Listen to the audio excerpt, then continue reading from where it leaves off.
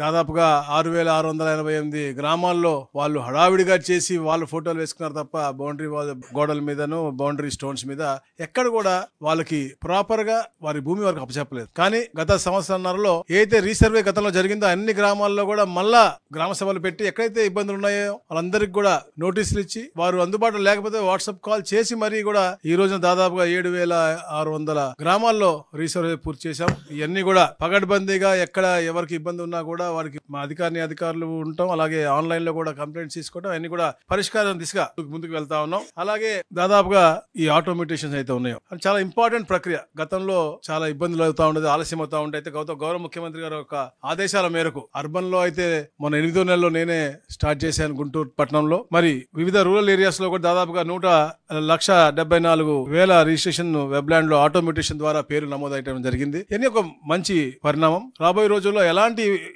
అంటే ఎర్రర్స్ లేకుండా zero error revenue చేయాలని లక్ష్యంతో ఆటోమేషన్ చేసుకుంటూ ఏఐ ద్వారా ఉపయోగించి ఎలా అయితే మనం రిజిస్ట్రేషన్స్ ని ఈ యొక్క రెవెన్యూ వ్యవస్థని మనం ఇంటిగ్రేట్ చేయగలము అనేది కూడా ఒక వే ఫార్వర్డ్ కూడా చెప్పడం జరిగింది. 2000 సంవత్సరం ముందు ఉన్నటువంటి అన్ని ROH కూడా రిజిస్టర్ ఆఫ్ హోల్డింగ్స్ లో ఉన్నటువంటి సమాచారం అంతా కూడా ఆటోమేషన్ చేసి దాని అన్ని కూడా ఆన్లైన్ లో పెట్టే విధంగా ఎక్కడ రిజిస్ట్రేషన్ అయితే అప్పుడు ఇమీడియట్ గా మ్యూటేషన్ అవడం వారికి రిజిస్టర్ పోస్ట్ లో ఆ డాక్యుమెంట్స్ వెళ్లే విధంగా కూడా ఒక కార్యాచరణ రూపకల్పన చేశాం. ఎందుకంటే మనం చూస్తాం ప్రతిరోజు మనం రెవెన్యూ PGR చూస్తే రెవెన్యూ సమస్య కనపడతా ఉంది. దాంట్లో చేయగలిగిన ఎన్ని చేయలేని ఎందుకు చేయలేము అనేది కూడా చెప్పాల్సిందిగా మేము గతంలో కూడా చాలా సార్లు అధికారులకు చెప్పడం జరిగింది.